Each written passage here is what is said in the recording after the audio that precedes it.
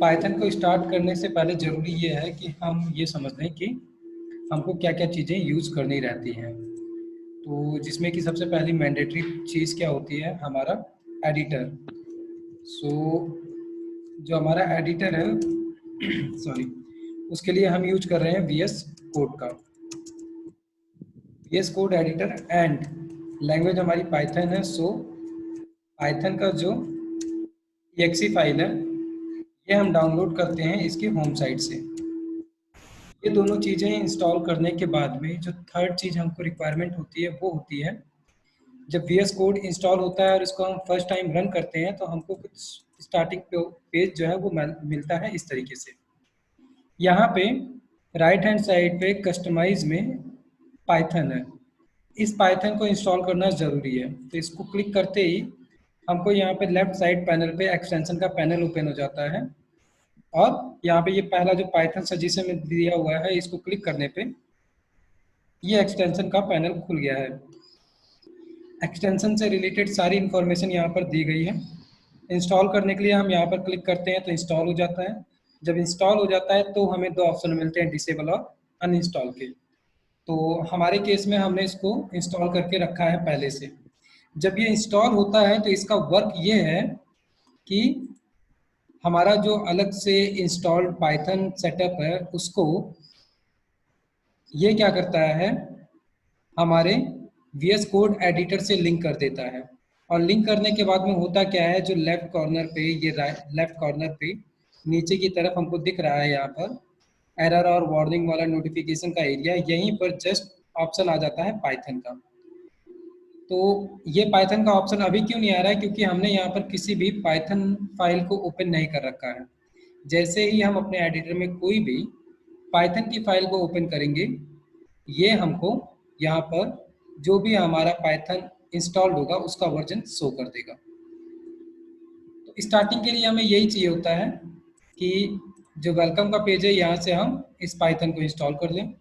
बाकी छोटी मोटी सेटिंग्स जो हैं उनको हम आगे चल के देखेंगे। कलर थीम चेंज करने के लिए हम यहाँ पर इसका कलर थीम चेंज कर सकते हैं। क्लिक करने पे एक पैनल ओपन हो जाता है, हम यहाँ से इसका कलर थीम चेंज कर सकते हैं जैसे चाहिए उस तरीके से। तो अभी के केस में क्या है, मोनाकाई मैंने अपना डिफ़ॉल्ट थीम सेट कर रखा है। तो आगे चल के अगर सेट करना हो तो हम इसको अलग भी सेट कर सकते हैं। इसके अलावा लर्न में है और भी चीज़ें, जैसे हमारे कमांड में और क्या चीज़ें कर सकते हैं वो सारी चीज़ें हैं। तो इसको हम आगे चल के अभी देखेंगे। तो अगर जैसे हमारा अभी पाइथन इंस्टॉल्ड है, सब सेटअप है, तो हम एक फाइल को ले चल के सेव करते हैं। सेव करने से पहले ज़रूरी क्या है, अगर हम पहले कभी इस पे अभी कोई भी प्रोजेक्ट नहीं बनाए हैं तो यहाँ पर क्या दे रहा है, ओपन करने के लिए फोल्डर। तो हम ओपन फोल्डर के थ्रू फाइल सेव कर सकते हैं ले चल के, या फिर हम डायरेक्ट इसको यहाँ से भी सेव कर सकते हैं। तो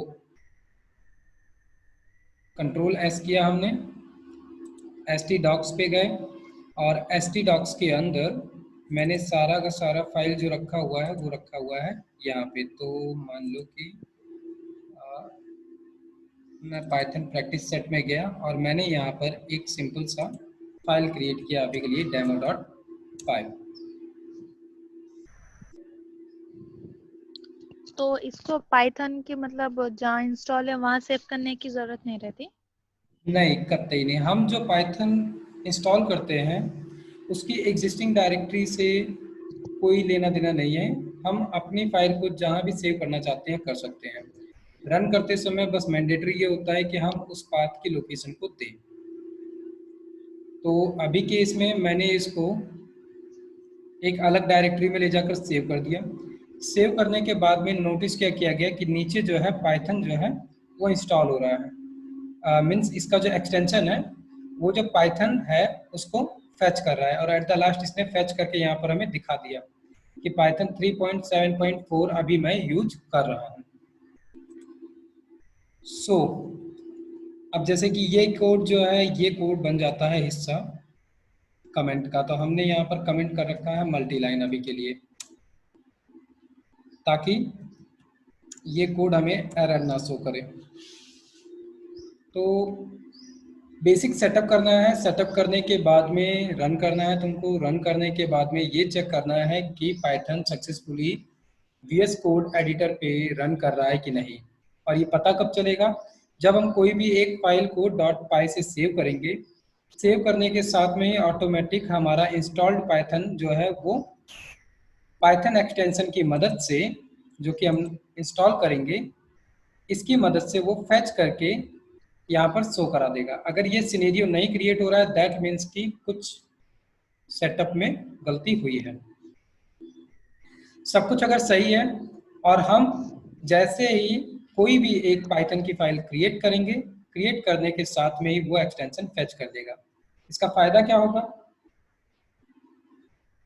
हम जैसे ही पाइथन के कोड को रन करने जाएंगे तो रन करने के लिए हमें यहाँ पर ये एक एरिया मिलता है, run Python in terminal.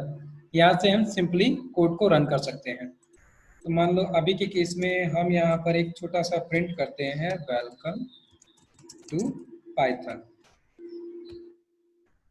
Welcome to Python.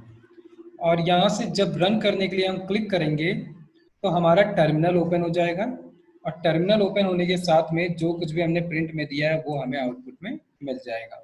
जैसे यहाँ पर मिल गया वेलकम टू पाइथन। ये पॉसिबल इसीलिए हो पाया क्योंकि हमने एक्सटेंशन को इंस्टॉल किया था, जिसकी मदद से उसने पाइथन के इंस्टॉल्ड वर्जन को यहाँ पर फेच कर दिया, और उसी की मदद से ये टर्मिनल में हमें रन करके दे रहा है। सो अब हम चलते हैं, थोड़ा सा सिंटेक्स के बारे में देखते हैं। आज हम बहुत ज़्यादा एक्स्ट्रा काम नहीं करेंगे, हम आज छोटी छोटी चीज़ें समझ लेते हैं कि पाइथन में कैसे हो रही हैं। सेटअप के लिए हमने समझ लिया, दो चीज़ें हमें चाहिए, VS code editor and Python, जो कि सिस्टम में पहले से इंस्टॉल है। VS कोड को इंस्टॉल करना है। इसके बाद में जब हम कोड करना स्टार्ट करते हैं तो कोड करने में सबसे मैंडेटरी चीज़ होता है प्रोग्रामिंग लैंग्वेज का सिंटेक्स, कि सिंटेक्स है क्या। और एट द स्टार्टिंग पॉइंट हमको यही समझना होता है किसी भी प्रोग्रामिंग लैंग्वेज में कि उसका सिंटेक्स क्या क्या है। हर एक चीज़ के लिए अलग अलग सिंटेक्स होते हैं। जैसे कि नॉर्मल केस में अगर हम अभी बात कर रहे हैं इस प्रिंट को ही लिखने की, तो प्रिंट को लिखने के लिए यहाँ पर जो सबसे इम्पोर्टेंट पॉइंट होता है सिंटेक्स के अंदर, वो क्या होता है, सिंटेक्स। और सिंटेक्स के अंदर सबसे पहली चीज़ है इंडेंटेशन, सबसे इम्पोर्टेंट पॉइंट। बिना इंडेंटेशन के पाइथन में कुछ भी नहीं होता है। अब इसका छोटा सा एग्जांपल अगर हमें लेना हो तो हम ले सकते हैं अभी कि इसको मैंने मल्टीलाइन कमेंट किया है अभी। मान लो यही प्रिंट हमने लिखा था और प्रिंट में हमने वेलकम टू पाइथन लिखा, इसको रन किया, सिंपली ये रन भी हुआ। लेकिन इसी प्रिंट के अगर जस्ट स्टार्टिंग पॉइंट पे मैं एक छोटा सा स्पेस दे दूं तो क्या होगा, तो जब मैं इसको रन करने जाऊंगा तो ये मुझे देगा इंडेंटेशन एरर। लेकिन सवाल ये उठता है कि इसने ऐसा क्यों किया, हम तो चाहे जितना स्पेस दें, उससे प्रॉब्लम क्या हो रही है इसको। प्रॉब्लम यही हो रही है कि पाइथन लैंग्वेज जो है बाकी लैंग्वेजेस से सिंटेक्स के मामले में बहुत अलग है। और अलग होने का सबसे इम्पोर्टेंट रीज़न ये है कि पाइथन जो है ये बहुत सारे स्पेशल कैरेक्टर्स को नहीं यूज करता है। तो स्पेशल कैर की अगर बात करें हम, तो जैसे कि बाकी लैंग्वेजेस में फालतू में कर्ली ब्रेसेस यूज होते हैं, फालतू में सेमीकोलन यूज होता है, और जगह जगह पे स्मॉल ब्रैकेट यूज होते रहते हैं। इन सारी चीज़ों को ये नहीं यूज करता है। इसके अलावा बाकी प्रोग्रामिंग लैंग्वेज में किसी को मन हो रहा है कुछ यहाँ से लिख दे रहा है, किसी को मन हो रहा है कुछ यहाँ से लिख रहा है, और कोई बीच में दो चार लाइनों का स्पेस देके फिर कुछ लिख रहा है, तो वो सारा कोड वहाँ पर चल जाता है। हम बात करें अगर इसके प्रीडिसेसर जैसे कि PHP को पाइथन से थोड़ा हार्ड कहा जाता है, और पाइथन सबसे आसान लैंग्वेज कही जाती है। PHP में क्या है, PHP में हम कोई भी कोड कहीं पे भी लिख दें, कितना भी स्पेस देके, वो हमें कभी एरर नहीं देता है। यही सेम केस C++ में भी है। क्यों? क्योंकि उनको इंडेंटेशन से मतलब नहीं है कि आप 2 लाइन का स्पेस दे रहे हो, 10 लाइन का स्पेस दे रहे हो, स्टार्टिंग में क्या कर रहे हो, एंडिंग में कितना स्पेस दे रहे हो, डजंट मैटर। वो कहता है कि लाइन में मुझे कोड मिलना चाहिए, कोड का सिंटेक्स सही होना चाहिए, बाकी आप चाहे जितना स्पेस दे के लिखो डजंट मैटर। इससे प्रॉब्लम क्या होती है?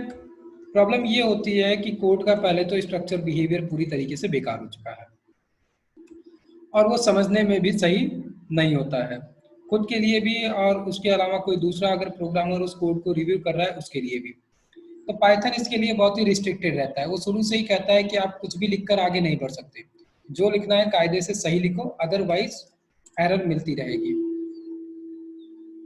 और एक चीज कि इंटेंटेशन के लिए ही पाइथन में, अगर हम बात करें इंटेंटेशन की, तो इंटेंटेशन में पाइथन ये कहता है कि जो भी कोई सेम लाइन ऑफ कोड हो या same level of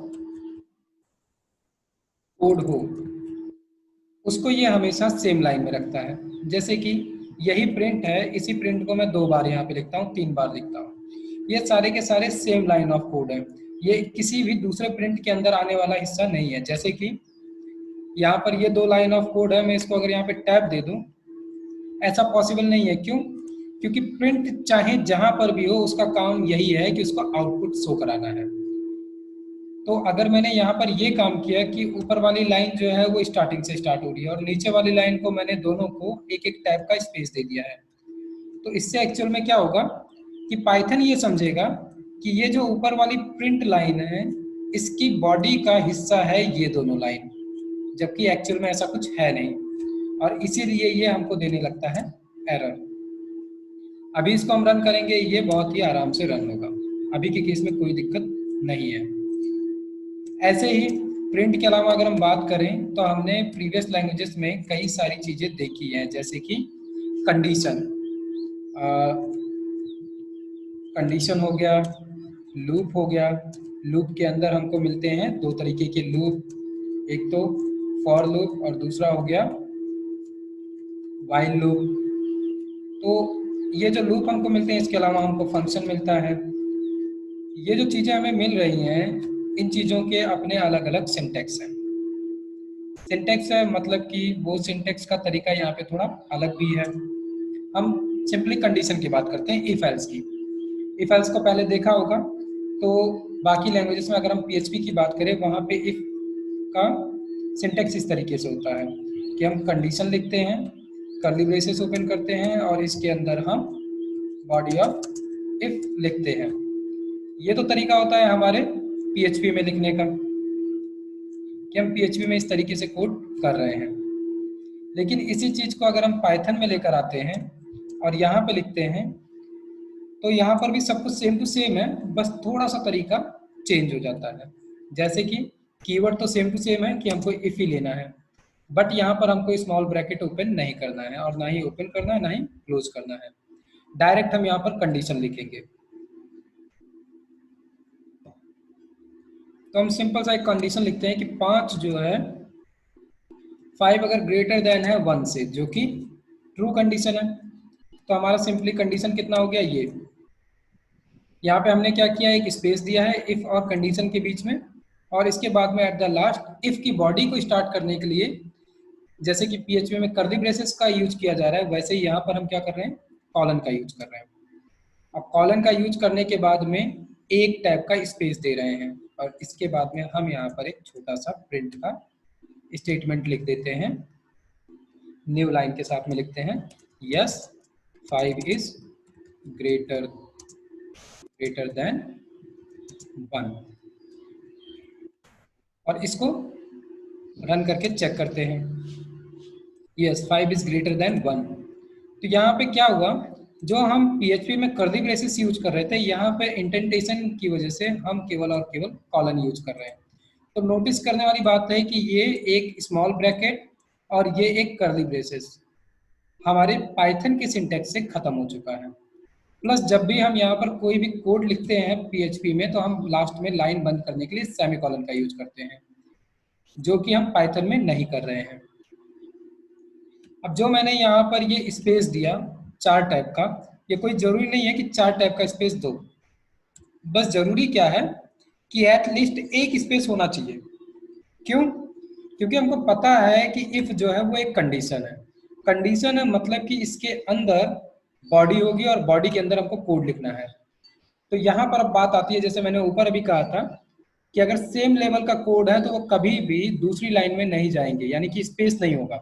same level की कोड है, हर एक की स्टार्टिंग सेम लाइन से होगी, कोई भी स्पेस नहीं देना है। ये एक स्पेस क्या मान दिया जाएगा कि इस प्रिंट के अंदर का हिस्सा है ये प्रिंट, जो कि नहीं है। वैसे ही अगर हम इस कंडीशन की बात करें तो इफ के अंदर जो बॉडी है उसमें इस प्रिंट को हमने लिखा है, और अभी के केस में अगर हमने दोनों लाइन को सेम से स्टार्टिंग कर दी है तो ये हमको दे देगा इंडेंटेशन का एरर। दे दिया इंडेंटेशन एरर, क्यों? क्योंकि ये कह रहा है कि इफ जो बॉडी है उसको एक स्पेस से स्टार्ट करो। तो अच्छी प्रैक्टिस ये होती है कि हम डायरेक्ट एक टैब का स्पेस दें। एक टैब में 4 कैरेक्टर का स्पेस होता है। ये देने से क्या फायदा होगा कि ये हमको देखने में कोड अच्छा लगता है। अदरवाइज देने को हम एक स्पेस भी दे सकते हैं, लेकिन उससे हम इजीली ये नहीं पता कर पाएंगे कि बॉडी कौन सी है, कंडीशन कहाँ स्टार्ट हो रही है, या लूप कहाँ स्टार्ट हो रहा है, उसकी बॉडी क्या है। 4 स्पेस रहने से हमको आसानी रहती है। तो ये तो बात हुई छोटे से कंडीशन की। ऐसे ही अगर हम लूप की बात करते हैं तो लूप भी हमें जो PHP में मिलता है वो कैसा मिलता है कि हम लूप कीवर्ड को फॉर लूप को स्टार्ट करते हैं। यहाँ पर हमें क्या मिलता है, सबसे पहले इनिशियलाइज करते हैं, और इनिशियलाइज करने में क्या होता है, किसी भी वेरिएबल को जब हम स्टार्ट कर रहे हैं तो एक इनिशियलाइजेशन पॉइंट देते हैं। तो इनिशियलाइजेशन हो गया, इसके बाद में कंडीशन हो गई, इसके बाद में इंक्रीमेंट या डिक्रीमेंट, डिपेंड करता है हम किस तरीके का केस रन कर रहे हैं। फिर वही कर्ली ब्रेसेस ओपन हुआ, और इसके अंदर फिर हम लूप को स्टार्ट करेंगे। तो बॉडी ऑफ और लूप हो गया। ये केस तो हुआ हमारा PHP का, कि हम PHP में कुछ इस तरीके से कोड लिख रहे हैं। तो पाइथन में थोड़ा सा डिफरेंट है। PHP में क्या होता है कि हम फॉर लूप यूज करें या वाइल लूप यूज करें। वाइल के केस में इनिशियलाइजेशन हम ऊपर करते हैं, कंडीशन केवल हम वाइल की बॉडी में देते हैं, कंडीशन के बॉक्स में देते हैं, और इसके बाद में इंक्रीमेंट या डिक्रीमेंट हम वाइल की बॉडी के अंदर देते हैं। लेकिन जो पाइथन है यहाँ पे थोड़ा डिफरेंस है। ये कहता है कि 2 लूप है, दोनों लूपों का काम अलग अलग होना चाहिए। एक टाइप का अगर काम करना है तो हम एक ही लूप रखेंगे, फिर 2 लूप नहीं रखेंगे। तो जो फॉर लूप का काम है वो सिंपली किस लिए है कि हम बार बार इटरेशन करते हैं, एक टाइप के वर्क को बार बार हमें रिपीट करना है, तो उसके लिए हम फॉर लूप का यूज कर रहे हैं। जैसे अभी हम आगे चल के पढ़ेंगे लिस्ट के बारे में। तो मान लो मैंने यहाँ पर एक लिस्ट बनाया, एक वेरिएबल लिया लिस्ट वैल्यू, और अभी के लिए मैं केवल एक लिस्ट बना रहा हूँ 1 2 3 4 5 6, और इसको क्या करना है, एक लूप में प्रिंट कराना है। तो फॉर लिया, और फॉर के साथ में इनिशियलाइज यहाँ पर भी हम करते हैं, तो मैंने एक इनिशियलाइज किया ए से, और इन एक ऑपरेटर होता है जिसको हम आगे चल के पढ़ेंगे कि ये क्या करता है। और दूसरे पैरामीटर में हमने क्या रख दिया, वो लिस्ट की सारी वैल्यूज 1 2 3 4 5 एंड 6। अब होगा क्या कि जब हम इटरेट करने के लिए स्टार्ट करेंगे तो हम प्रिंट करेंगे, और सारी वैल्यू 1 बाय 1 कहाँ पर आती चली जाएंगी, ए के अंदर। तो हम यहाँ पर प्रिंट कर देंगे सिंपली ए। तो होगा क्या, ये लिस्ट के अंदर 1 to 6 वैल्यू पड़ी हुई है, इसलिए ये 1 to 6 ऑटोमेटिक चलेगा, और हमको प्रिंट कर करके ये वैल्यू दे देगा। मिल गई 1 2 3 4 5 6। तो यहाँ पे थोड़ा सा डिफरेंट हो जाता है फॉर लूप का तरीका, वैसे ही वाइल लूप का भी तरीका थोड़ा सा डिफरेंट हो जाता है। मैटर क्या करता है यहाँ पे कि पाइथन में कोई भी रिपीटेड वर्क नहीं होता है। पाइथन कहता है एक काम करना है उसको एक ही सिंटेक्स और एक ही तरीका यूज करो, 2-3 तरीके यूज करने की जरूरत नहीं है। तो अभी हम आगे चल के जब डेटा टाइप पढ़ेंगे, वेरिएबल्स क्या होते हैं, वेरिएबल को कैसे हम इनिशियलाइज कर रहे हैं, उसके बाद में हम डेटा टाइप पढ़ेंगे। कितने तरीके के डेटा टाइप हैं।